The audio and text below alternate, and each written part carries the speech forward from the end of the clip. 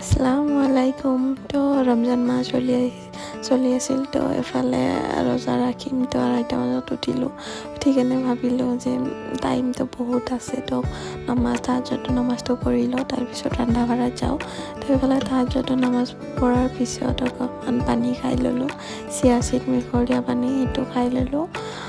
এনে ৱেইটটো বহুত বেছি হয় মোৰ, তো ভাবিলোঁ খালে কিবা কম হয় যদি আৰু যি হওক। ইফালে মই খাই লৈ কেনে ৰান্ধিবলৈ আহিলোঁ। ইফালে মই ভাত চৰাই দিছোঁ আৰু ইফালে গাখীৰটো গৰম কৰি আছোঁ। তাৰপিছত উঠাই দিলোঁ গৰম পানী। তো কোনে কোনে ৰোজা ৰাখি আছে ক'বচোন। আৰু ইফালে খাই লৈ কেনে অকণমান কোৰাণ তালাৱাত কৰিলোঁ। অকণমান কৰাৰ পিছতে আজান দি দিলে।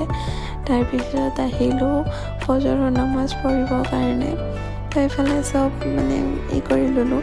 তাৰপিছত নামাজ পঢ়ি কিনে অকণমান কোৰাণ তালাৱাত কৰিম, সেইকাৰণে কোৰাণটো সন্মুখতে ৰাখি ল'লোঁ। তো এইফালে চব মই কোৰাণ তালাৱাত কৰিলোঁ আৰু হৈ গ'ল। এতিয়া টোপনি লাগি আছে, তো ভাবিলোঁ অকণমান স্কিন কেয়াৰ কৰি কিনে টোপনি যাওঁ। তাৰপিছত এয়া চিৰাম দি আছোঁ।